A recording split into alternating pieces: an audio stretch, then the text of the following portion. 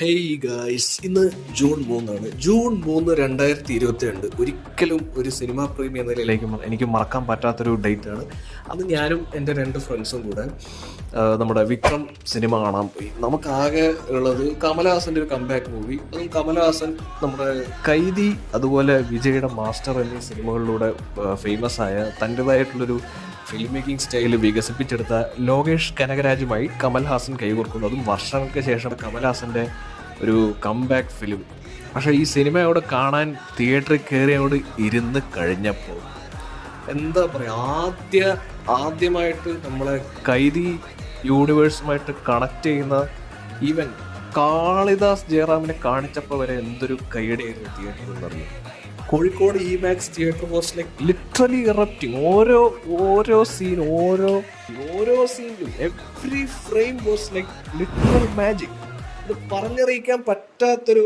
ഞങ്ങള് രാത്രിയത്തെ ഷോയ്ക്കാണ് പോയത്, പക്ഷെ അന്ന് ആ ഫസ്റ്റ് ഷോയ്ക്ക് പോയവരോട് പോലും ഇപ്പം അസൂയ തോന്നുന്നു. അത്രയ്ക്കും മികച്ച, എനിക്ക് തോന്നുന്നു അനിരുദ്ധൊക്കെ ചെയ്തതിൽ ഏറ്റവും മികച്ച വർക്കുള്ളൂ. ഒരുപാട് കാലം, വർഷങ്ങളോളം ഈ സിനിമയിൽ ഓരോ BGM ആയിട്ട് ഇങ്ങനെ എന്താ പറയുക, റിംഗ് ടോൺ ആക്കിയിട്ടൊക്കെ വെച്ചിട്ടുണ്ടായിരുന്നു. അത്രയ്ക്കൊരു ക്രൈസ് ആയിരുന്നു ഈ സിനിമ.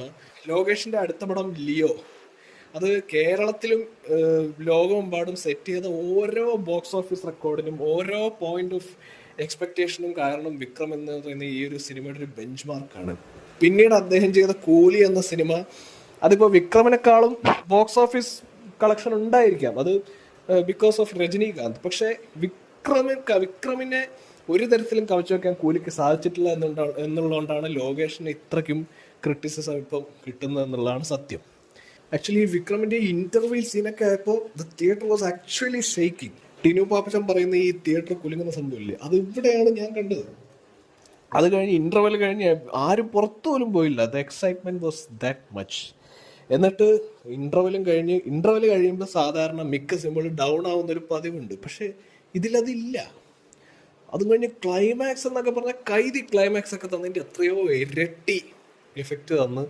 ഇനി അതും പോരാതെ ഒരു ടെയിൽ എൻഡിൽ നമ്മുടെ റോളക്സ് കേമിയോയും കൂടെ ആയപ്പോൾ എനിക്ക് തോന്നുന്നു അതിന് ശേഷം തോന്നുന്നു ഈ ക്ലൈമാക്സിൽ ഈ കേമിയോ കൊണ്ടിരുന്നൊരു പതിവ് തുടങ്ങിയത്. പിന്നീട് ആനിമൽ, അങ്ങനെ ഒരുപാട് സിനിമകൾ.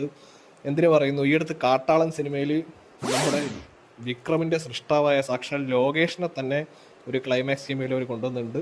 അപ്പോൾ അങ്ങനെ ഒരുപാട് ട്രെൻഡുകൾക്ക് തുടക്കം കുറിച്ച ഒരു എന്താ പറയുക, once in a lifetime experience ആണ് വിക്രം എനിക്ക് തന്നത്.